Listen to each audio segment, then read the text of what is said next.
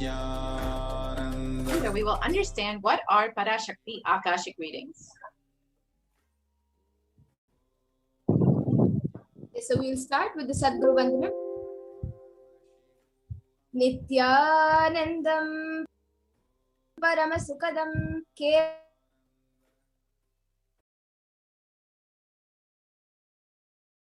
Kedvaditam Gagana Sadrusham Tattvamasyaadilaksham Ekam Nityam Vimalamachalam Sarvadi Sakshibhutam Bhavatitam Tripunarahitam Sadgurum Tam Namami. So I welcome all of you, all the viewers, and everyone who is watching us live on YouTube, Facebook, and other social media platforms today.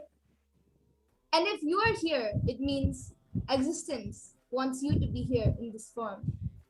You are not an accident, and you are an incident. You are a conscious miracle of existence. Existence is trying to express itself through you.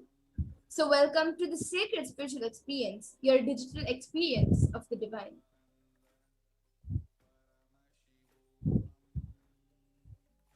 This may be what you think as your first time in the presence of a divine cosmic being, but this is not the first time this energy has graced the planet Earth. If you are watching this now, it is not a coincidence. This is a cosmic intervention in your life to make you manifest what you want. You are a conscious miracle of existence. So all of you might be having the question of how this is possible and how has this worked before. Experience these answers through the powerful cognitions as referenced from the ancient texts of Hinduism revived by the Supreme Pontiff of Hinduism. Now we will be understanding what exactly are the Devi PARASHAKTI Akashic readings. PARASHAKTI is the divine cosmic mother.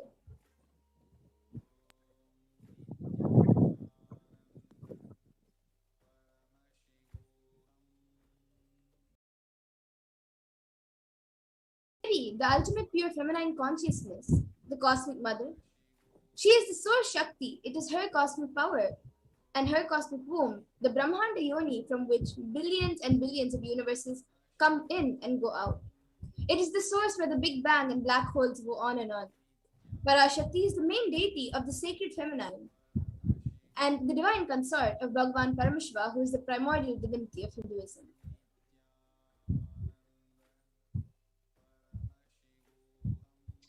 First and foremost relationship is mother. The ability to learn, even idea to relate, starts with the mother. How to relate starts with the mother. Understand your idea to relate, your ability to relate starts with the mother. These are the direct words of the Supreme Pontiff of Hinduism. Swamiji continues on. Mother is too important way to connect what you think as life. In Vedic tradition, our rishis were aware. Your ability to connect with the mother should be directed to cosmos. It should inspire. It should awaken your higher consciousness. It should inspire your higher consciousness to express through you. It should awaken your higher consciousness. Connecting with life as mother is the most sweetest, most beautiful, most easiest form to ever connect. Today, out of his extreme compassion and love, the Supreme Pontiff of Hinduism is manifesting Devi PARASHAKTI herself and gracing us, answering all our questions, attending to our prayers, giving boons, healing us, revealing our past, present, and future, and delivering profound spiritual truths, and ultimately giving us the experience of Paramashivoham itself. So next we will be learning what is Bhava Samadhi Darshan.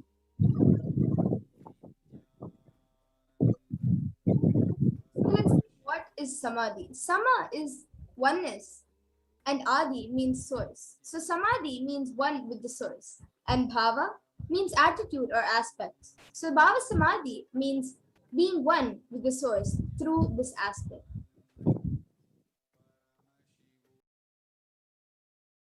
Darshan means to have a glimpse of. In Vedic tradition, it is used to describe the moment we behold a deity, an avatar, a saint, or an enlightened being, as just seeing such a being can cleanse the karmas of lifetimes and create a deep, lasting transformation in the receiver. Darshan is a powerful, superconscious vibration that is present around an avatar at all times. He simply radiates darshan just as the sun continuously radiates light. The auspicious moment when the receiver is able to catch it becomes the moment of darshan for you, raising you to the next level of superconscious breakthrough, like hitting the reset button on your being. The science of Baba Samadhi Darshan is that divine cosmic beings are real, and they manifest from Kailasa, the enlightened time-space zone, through deities and incarnations. Divine cosmic beings manifest through the Archavatara, the deities in temples, and through the Baba Samadhi Darshans in Nijavataras, in incarnations. Baba Samadhi Darshan is the science of the Nijavatara manifesting Paramashiva, the consciousness. It is where formless, the being of Paramashiva, expresses through the Divya Sharira, the light body, and manifests as the Nijavatara, the physical form, embodied form, for us to experience Paramashiva. Now on the screen, all of you can see it's being projected. Devi PARASHAKTI, who is expressing herself through the being of Rajarajeshwari, and manifests as Nijavatara in the physical form of Devi Meenakshi. So you can see the deity of Devi Rajarajeshwari from the LA temple, the LA Kailasa, and also a picture of Devi Meenakshi. The Ajavatar deity reflects the consciousness and manifestation of the being of the superconscious energy, but human beings are not mature enough to receive the higher level experiences from the Ajavatar directly. The avatar, physical embodied form, comes down to bridge the gap and create experience of the superconscious energy in all of us. He awakens your Kundalini Shakti, which is the latent potential energy in every human being. This influx of superconscious energy visibly slows down the aging process and improves immunity to disease. So during the darshan, the whole brain comes alive, turning into a superconductor of conscious energies that heal, empower, and transform our lives.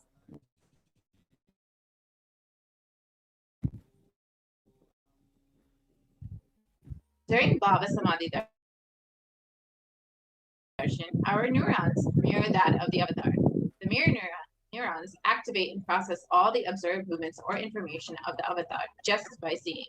That is, the entire body can silently and without moving perceive what is happening elsewhere through a process of direct observation, experiencing the superconscious energy radiated by the avatar. And Akashic readings, which are the readings from the cosmic archives, are not a prediction. It is a reading from the cosmic archives, beyond space, creation, and destruction, which happens simultaneously. In the dimension of time starts the past, present, and future, because the Akashic records are stored in the Akasha, the space dimension. There is no past, present, and future. That is why what you call as happened, happening, and yet to happen are already clearly recorded. So now we will understand who is the Supreme Pontiff of Hinduism. The Supreme Pontiff of Hinduism, Jagadguru Mahasannidhanam, His Divine Holiness, Bhagavan Nityananda Paramashivam, is the reviver of Kailasha, the macrocosmic, ancient, enlightened Hindu civilizational nation. The Supreme Pontiff of Hinduism is the 1008th incarnation of Paramashiva, as per Hinduism, recognized by his predecessors, who are enlightened masters and adepts. The Supreme Pontiff of Hinduism has made the science of power manifestation, yoga, and temple-based universities a lifestyle for humanity.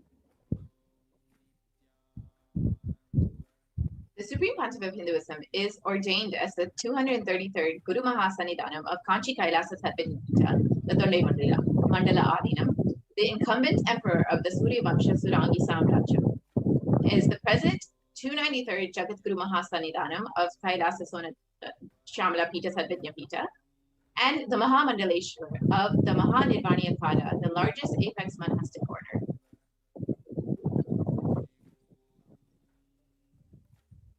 The Supreme Pontiff of Hinduism is also the 1008th Acharya Mahamandaleshwar, the head for all spiritual leaders of the Attalakada, the ancient apex body of Hinduism, the present 23rd Guru Mahasalidanam of the Dharmamukti Swagapuram and is also elected as the Supreme Pontiff of Hinduism by a congregation of over 1,000 Hindu leaders.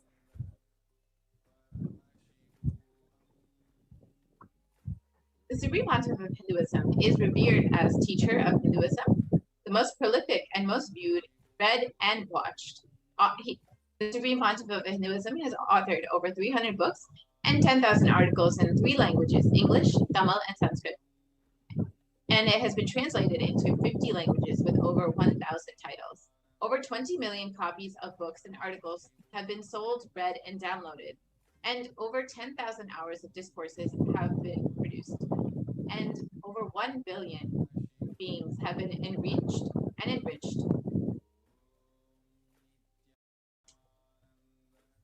And the Supreme Pontiff of Hinduism is respected as the commentator of all sacred scriptures, such as the Upanishads, Bhagavad Gita, and Shiva Sutras, Brahma Sutras, Yoga Sutras, and Ashtavakra Gita, and the Jain Sutras.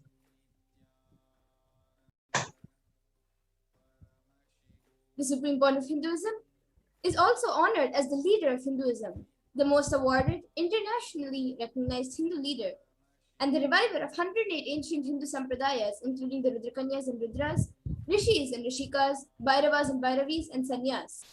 He is also the establisher of the largest Hindu university, Kailasha's Nityananda Hindu University, in the world, with satellite campuses in 150 countries, and is also the establisher of 1,000+ Kailasa enlightened ecosystems, and the founder and reviver of over 100 Sarvagnapeethas, and the collector of the largest Hindu library with over 1 million books, 1 million Pali scriptures, and over 20 million digital books.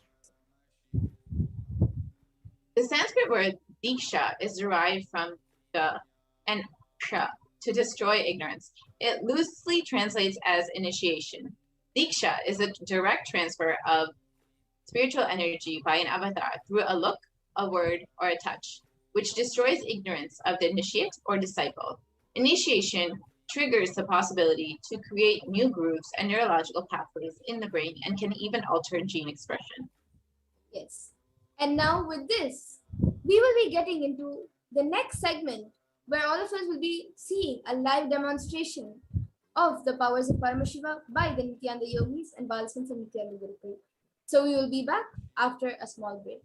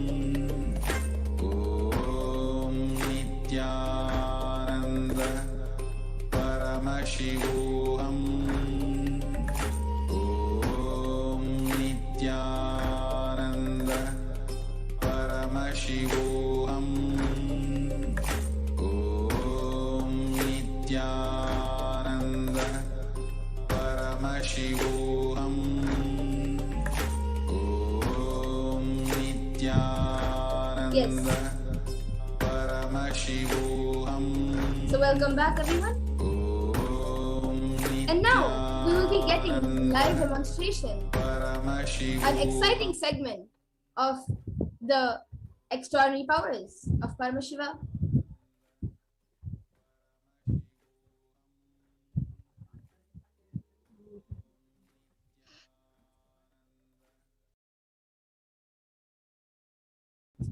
The Balasans, the Nityananda yogis, the initiated disciples of the Supreme Pontiff of Hinduism, will now be demonstrating the powers of third eye and sharing with all the experiences and results of the extraordinary manifestation of the divine powers awakened in us through the Diksha.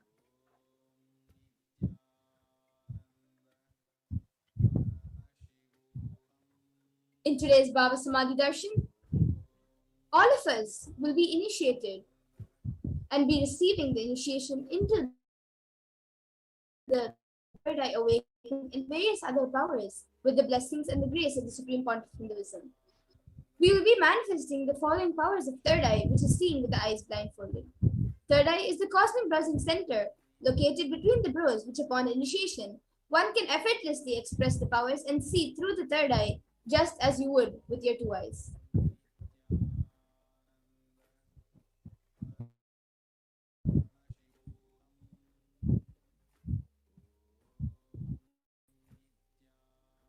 So what are Shaktis?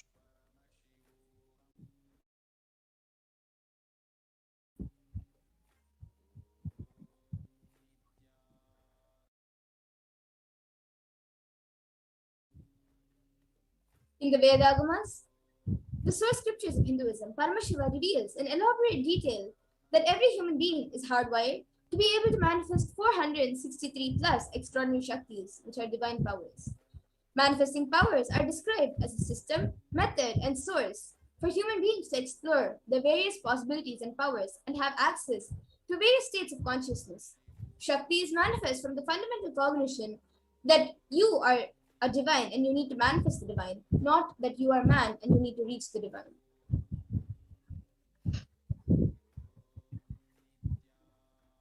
So now we will be understanding the differences between Shaktis and Siddhis. Shakti is expressed from the space of enlightenment as a side effect of feeling connection with the divine and high integrity with the master, with Guru. Shaktis are the source of enlightenment, whereas Siddhis are powers that manifest from tapas or penance for the sake of enlightenment, and Siddhis are on the path of enlightenment. A few more differences between Shaktis and Siddhis are that Shaktis of Paramashiva manifest through ordinary human beings in an extraordinary way after the initiation by the avatar and are permanent, whereas Siddhis are not permanent and may divert you from your enlightenment.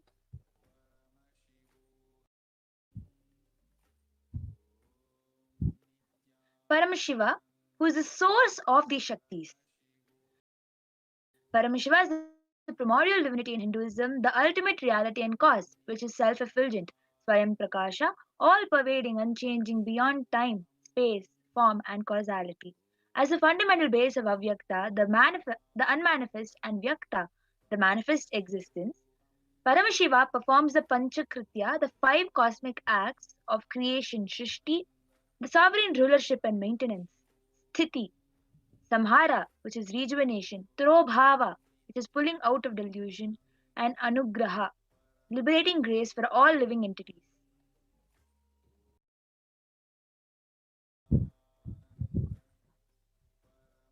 And now, the avatar of Paramashiva, the Supreme Pontiff of Hinduism, Jagadguru Mahasannidhanam, His Divine Holiness, Bhagavan Nityananda Paramashiva, as the 1000th living incarnation and representative of Paramashiva, and the reviver of Kailasha, the ancient enlightened Hindu civilizational nation, and the great cosmic borderless Hindu nation. Ever since the beginning of the civilization, the Sanatana Dharma has been a cradle for enlightened beings and highly advanced sciences. It was where the science of enlightenment and power manifestation was lived and taught as a lifestyle. For the first time in modern day, the Supreme Pontiff of Hinduism is reviving these yogic sciences and transmitting it to the world at a record-breaking pace, which is never accomplished before.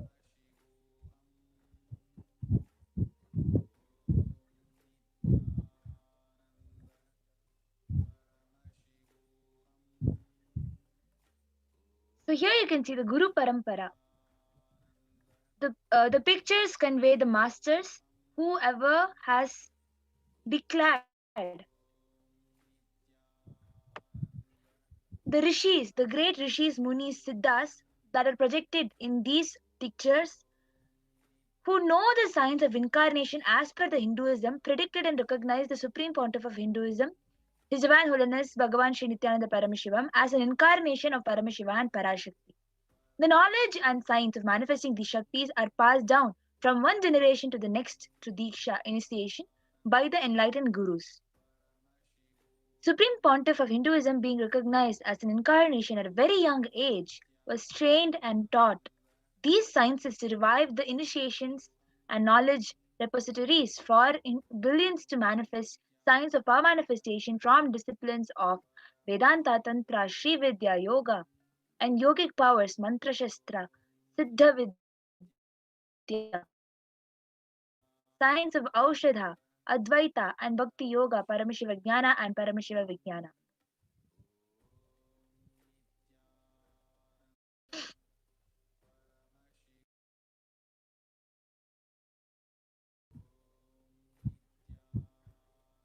So now let's see, how do we awaken these divine Shaktis in us?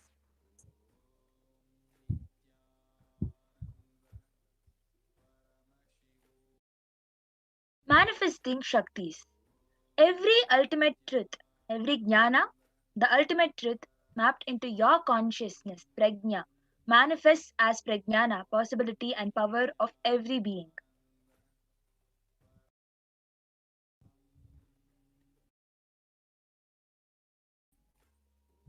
Diksha is the direct transfer of spiritual energy by an enlightened being through look, word, or touch. The traditional Vedic book Navaratneshwara states, Sarvasamapi Dikshanam Muktihi Phalamakhanditam Avirodhat Bhavantyeva Prasangyastu Bhuktayah. The main benefit of all initiations is moksha, enlightenment. As a side effect, health, wealth, leadership, and well-being happen. And in Rudrayamala Tantra, Shiva says, Na siddhihi na cha sadgatihi tasmat sarva prayatnena guruna dikshito bhavet. The one who is not initiated does not attain liberation nor a better future. So by all efforts, one should get initiated by Guru. What is the science of initiation? Neuroscience has proved that the process of initiation floods the brain with energy. This is the superconscious energy of Kundalini, our own highest inner potential energy. As the Kundalini flows from the thalamus to the cortex, it sets up a powerful energy loop within the brain, which awakens the latent non-mechanical parts which we have never used before. With increasing levels of coherence, the whole brain comes alive, turning into a superconductor of conscious energies that heal, empower, transform our lives, bliss and fulfillment.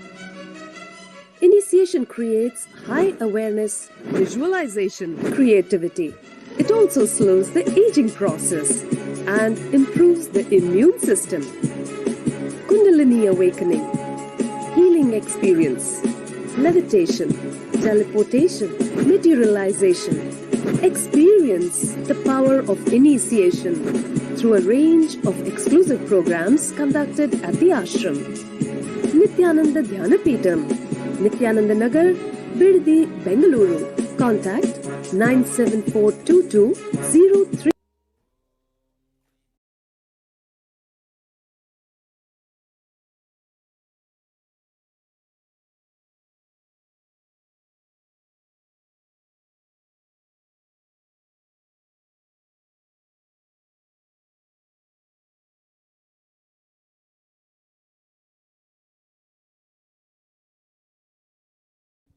The science of power manifestation. All of us just got to know what Diksha is and how it works.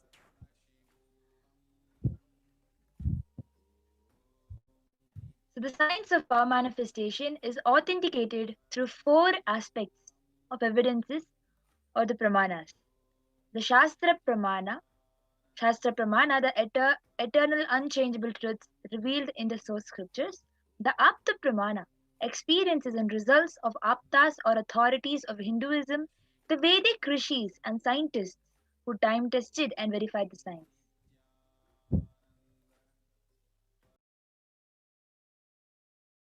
And the next is the Atma Pramana, which is the account of the Supreme Point of Hinduism, this millennium's avatar's personal experience of the power manifestation. And the next is the Pratyaksha Pramana, or empirical evidence from observation and scientific experimentation.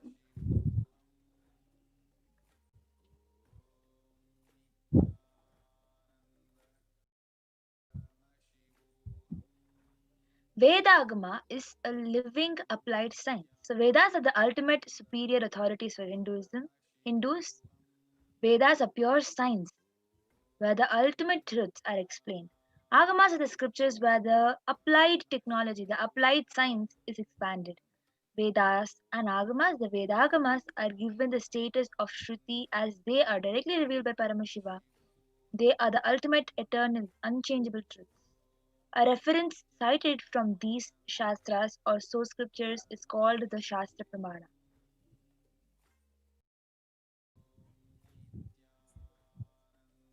So now, let's all get ready to witness a unique and exciting demonstration of the powers of third eye.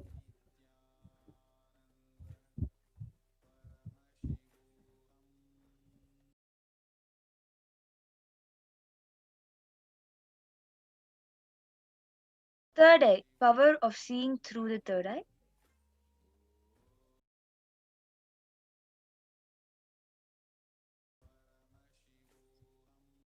The Shastra Pramana for the power of third eye is from the Vijnana Bhairava Tantra.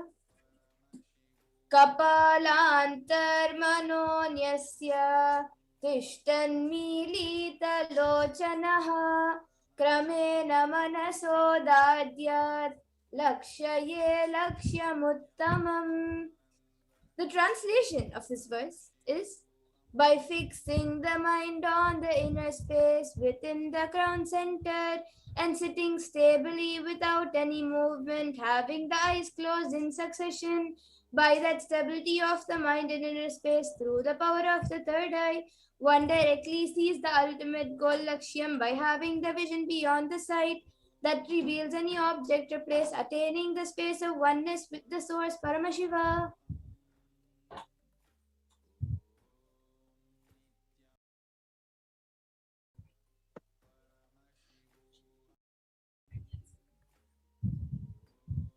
So the Apta Pramana is where Krishna initiates Arjuna into the power of third eye. Natu mam shakyase drashtum anenaiva swachakshusha divyam dadami te chakshuhu pashyame yogamaishwaram. Bhagavan Krishna says to Arjuna, but you cannot see my cosmic form with these physical eyes of yours. Therefore, I grant you divine third eye vision. Behold my cosmic opulence. In the Hindu Purana Bhagavad Gita, Bhagavan Krishna initiates Arjuna into the power of third eye to behold Krishna's Vishwarupa Darshan, the vision of Krishna's cosmic form. The 11th chapter of Bhagavad Gita, which contains the description of Bhagavan Krishna's cosmic form, is completely narrated by Arjuna as he sees Bhagavan Krishna through the third eye. Inside and outside broke. The next is the Atma Pramana for this power of third eye. In Swamiji's own words, the first experience is that I was able to see everything around me, above me, the whole 360 degree, 10 directions below me, everything. I realized not only I was able to see, I was able to feel, experience all of that as me.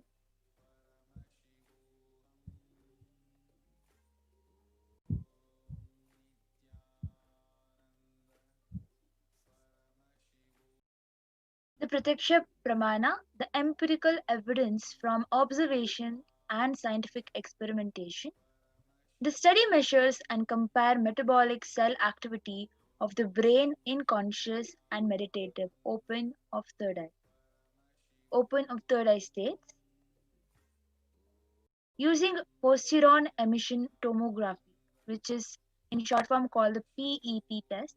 So when doing the daily, that proved that when doing the daily activities, high activity is measured in the brain where third eye is located, and when in the space of deep samadhi state, only third eye region is active and almost 90% of the brain, the rest of the brain is at peace. Yes, so with this, now we will be moving into the Sakshi Pramana, the live demonstration of the powers of third eye by the Nityananda Yogis and Balasansa Nityananda Gurukul. We will be back in just a minute.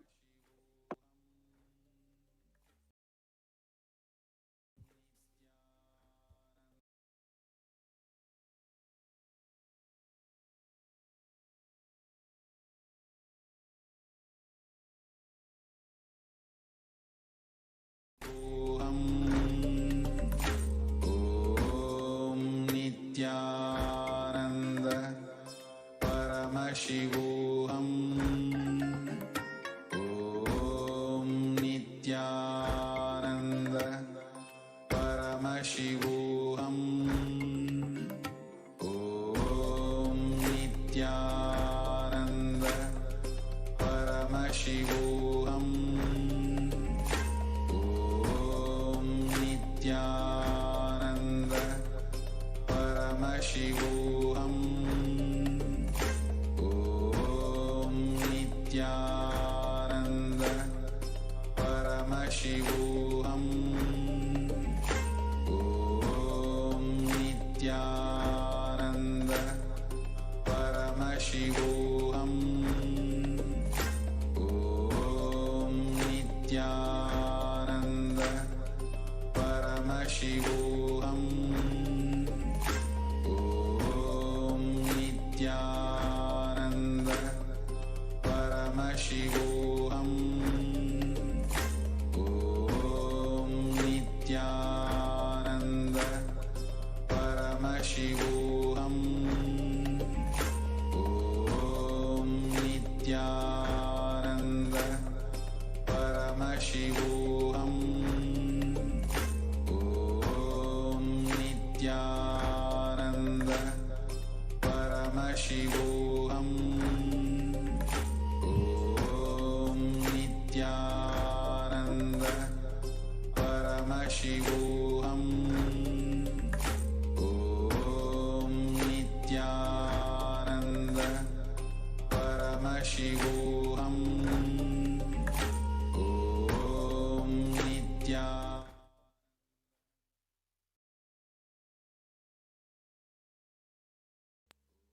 Yes. So now I have with me Ma Amrita, who will be putting on the blindfold on me, on myself, Ma Nitya Madhurananda. And I will be using this eye band, which is certified by ophthalmologists. This is a thick, opaque plastic sheet in the front, and behind that we have thick black sponge, which will make sure that there's no light entering anywhere around the eyes. So in these two sockets, my eyes will be going into, and once it is being put, it will be comfortable on the eyes, and also there will be no light which will be able to pass through. So now Ma Amrita will be putting this eye band on me.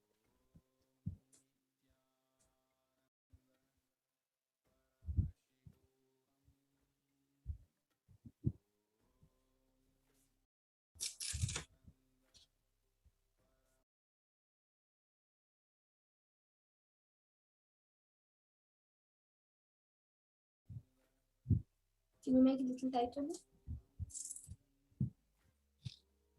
And if you can center it. And little down. Can you put it above my ears? Yes.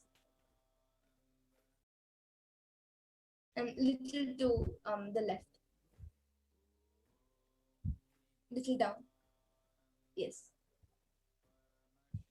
Yes, so now I have the I-band put on me. I will be turning to my left, to my right, up and down. So all of you can see that there is no gaps anywhere around my eyes. And even for the adjusting, I asked Amrita to do it. And now she will be projecting the YouTube comments in front of me. So anyone who is watching us, any viewers, any of you can put your comments in the YouTube comment section and I will be reading it out.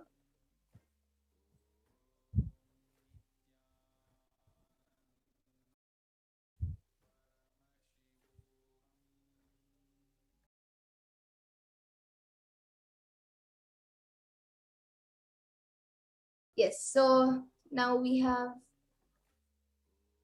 can you make it to light? Yes. So now the comments are projected in front of me. The last comment we have is from, we have Dolly Reddy who has put, please heal my heart from high cholesterol. And then we have Sahana DH who has put a namaskar emojis and with Ma. Amrita, nice seeing you after a long time, was remembering you. And then we have Sujit Manipal who has put an Om emoji which has a purple background, then a flag, and then another Om emoji with a purple background, then 2 namaste emojis and a thumbs up.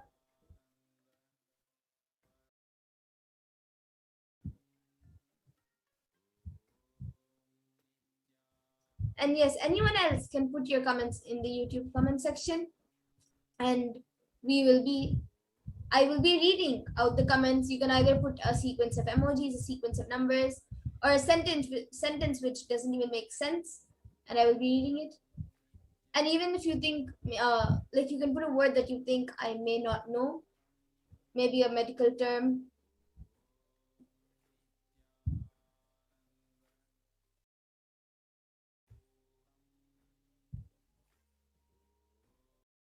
Yes, so we have Vinod T. Can I visit Kailash? He's asking, can I visit Kailash?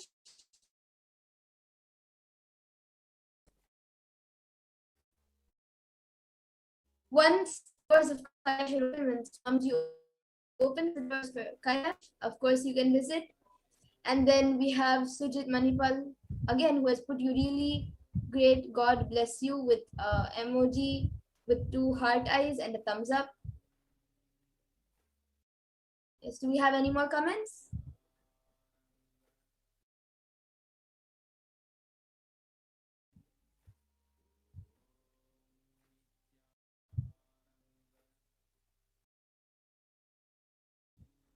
Maybe we can scroll up.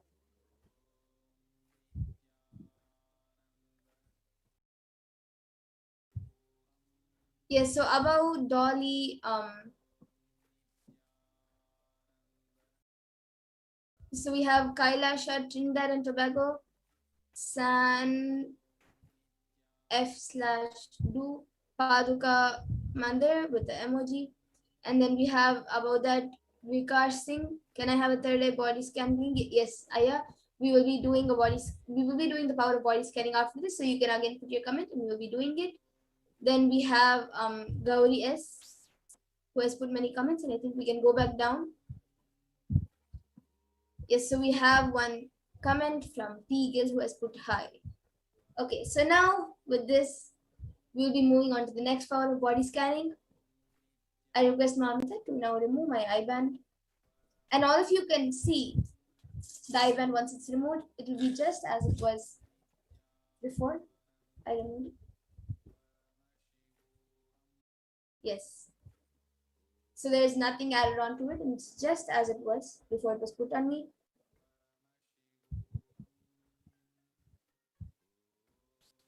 Yes. And now we will be getting into the next power of body scanning in just a few minutes.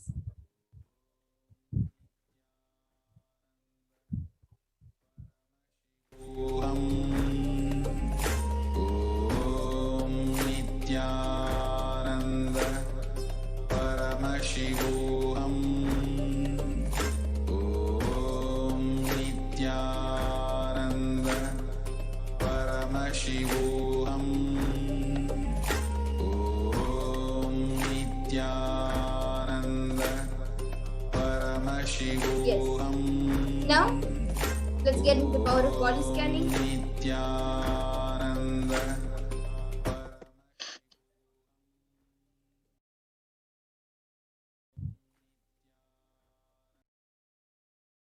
This power of body scanning awakens the ability to scan any illnesses, diseases, medically diagnosed issues, and provide solutions through the awakening of the third eye.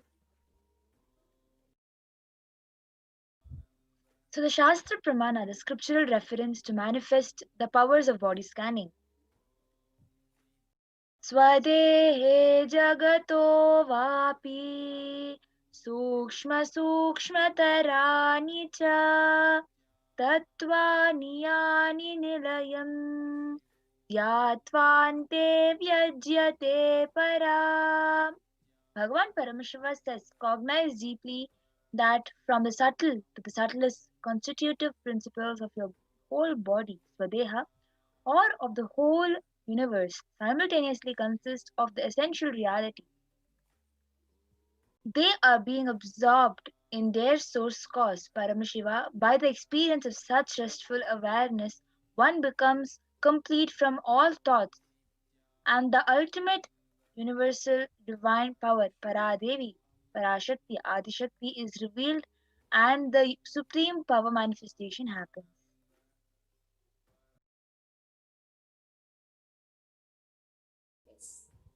And the Apta Pramana for this power is from the life of a Siddha. Terayar was a Siddha and one of the prominent disciples of Agatyar.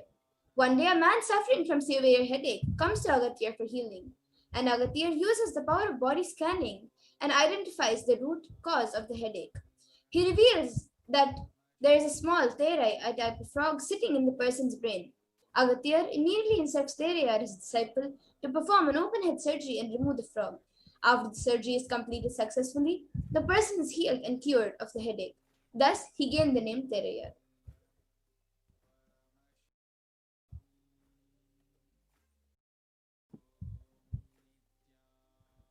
The Atma Pramana accounts from Supreme Pontiff of Hinduism, Jagadguru Mahasannidhanam, His Divine Holiness Bhagavan Nityananda Paramashivam's life that time tested and authenticated the science. On the 22nd December 2019, Supreme Pontiff of Hinduism, His Divine Holiness Bhagavan Sri Nityananda Paramashivam, revealed how Swamiji uses the power of body scanning. Paraphrasing his words, only when I had the multiple compound hand fracture, I was focused to go for surgery and therefore for medical checkups related to that. At that time, they detected having heavy metal quantity in my different organs. It was revealed that I had been poisoned without our knowledge. I immediately used diagnostic methods instead of medical facilities to study the body condition due to the poisoning. Through body scanning, I found out that the problems, imbalances had happened and where balance has to be done. I used allopathy as the second opinion to verify my findings.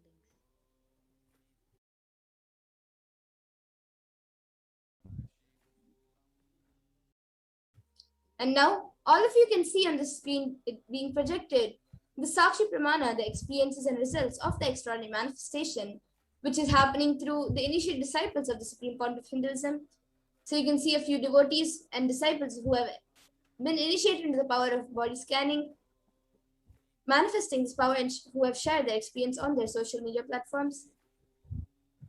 So now, all of us will be getting into the live demonstration of the power of body scanning. So whoever wants a body scanning, you can ask for a body scanning in the chat.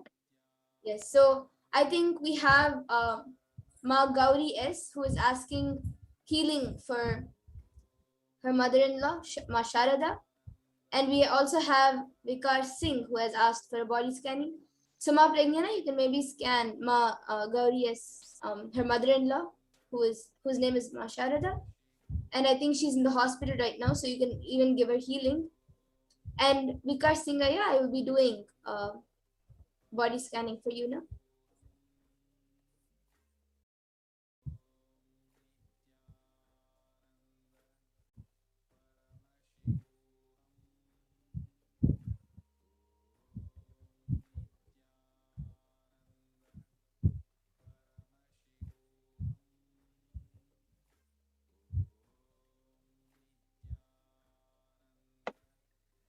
Yes, ma. Paramashiva's energy is always there around her, protecting her, and will recover her very fast. So yes, Ma Gauri, yes. Ma Pragnana has given healing with Swamiji's blessings. She will be healed. And Ma Pragnana, do you see any solution which may help her in getting healed faster? And what is the cause of it? Yes, ma. I was actually able to see that in her inner space there is a lot of fear that the healing will not happen. So whatever is affecting her, the stress she is having due to her health issues, all of it to be kept aside and only letting a clear channel between herself and the divine, Paramashiva, Swamiji. Let nothing like fear come in between her and Paramashiva, Swamiji. I was able to see very clearly that she's having a lot of fear which she needs to attend to. Just drop it. It doesn't take more than a second for her. Just her decision. She should just drop that fear that she's having. And you will see clearly her healing progress will be high. Yes, so whatever solutions have been revealed in the third eye, you can maybe try how much ever your mother-in-law is able to try doing it. She will be healed with the blessings of Swamiji. And for Vikas Vikas Singhaya, I was able to see that in your body, especially in your legs, the blood circulation is not happening properly, and also the calcium in the body is very low. And the calcium is very low because of the blood circulation not happening properly. So I was able to see if you have you need to increase the amount of hemoglobin intake. Maybe you can, if you have some organic Ayurvedic medicines which increase the hemoglobin levels, and also lots of beetroot and also green vegetables. If you eat all of this, I was able to see the blood circulation and the hemoglobin levels and will be healed, and like that also the calcium levels will also be healed. And I was also able to see that you are putting a lot of stress, work stress, and also your day-to-day life, that your family life or whatever you do throughout the day, you're putting lots of stress on your head related to that, and you're not able to focus even on one thing and finish off everything. So I was able to see every day, even if you're not able to finish the work you have, just spend at least 10 minutes and watch few clippings of Swamiji satsangs and write maybe 2 or 3 points which click with you from those satsangs. And throughout the day, keep remembering those clicks, and throughout your day, use those clicks and do everything. So you'll see that actually the work which you have will move, and it will also not put a lot of stress on you. So Ma Gauri, yes, and Vikash Singhaya, both of you can get back in the comment section if you are able to relate. And I see Sumi Murliaya, who is asking for healing for his BP, cholesterol, neck, kidney, and heart. Ma Pragnana, maybe you can give us healing for Sumi Murliaya. Yes.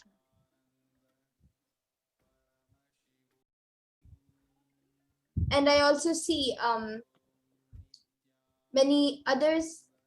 Ma Dolly Reddy has asked for a scanning for Suresh and Dana Surgeon Aya, and also for Perumal. Ma, do we have all of their consent? We need the consent of all of these people who you are asking for the body scanning for. And Now I'm also seeing Muhammad Asif Raza Khan, who is asking for a body scan. Yes, I will be doing it now, Aya, for you.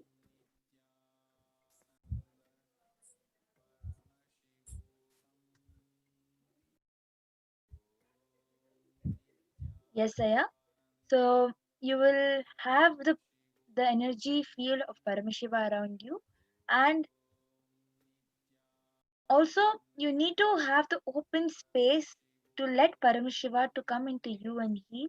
Then you will see that the manifestation of healing and the insecurity you have about your own body will not affect your daily life. I was able to see the problems that you're facing is something that is being manifested by you yourself. It is not an actual problem that you're facing, but something that you are manifesting yourself. You are letting that problem to affect you, and you are insecure about yourself. That is one important thing that I was able to see.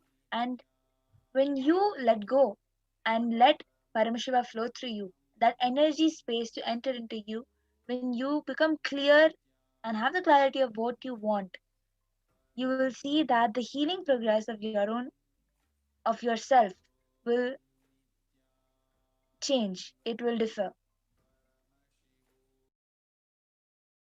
Yes, so Sumi Murli, you can get back in the comment section if you were able to relate. And she has also given the healing.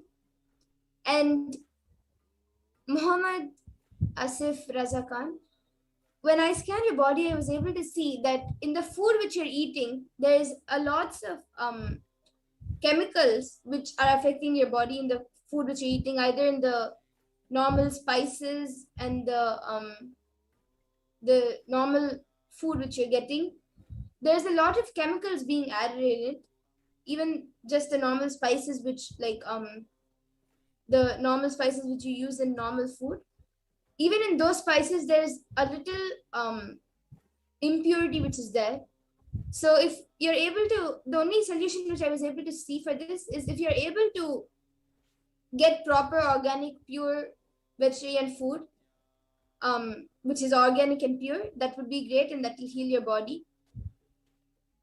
And I was able to see is because of that only that your stomachs, your stomach and also your livers are getting little affected, and there's lots of heat and toxins getting accumulated there.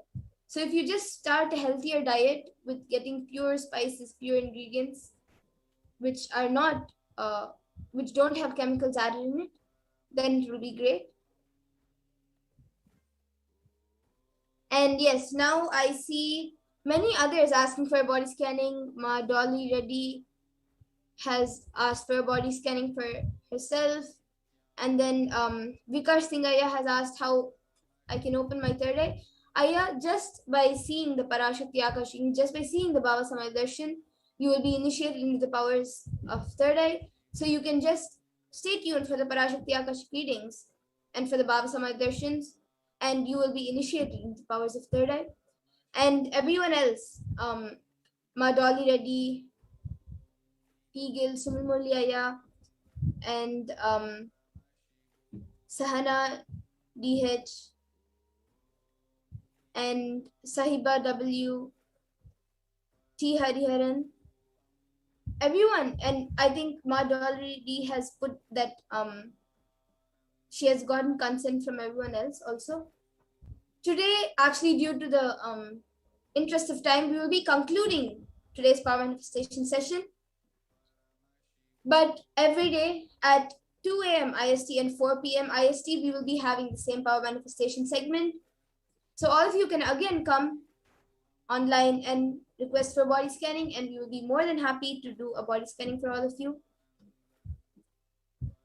So yes, thank you everyone, and thank you for joining us. We thank all of you for joining us for this power manifestation segment. Please stay tuned in for the further segments and for the PARASHAKTI Akashic readings. Thank you, Thank you Nitya. all. Thank you all, Nityananda.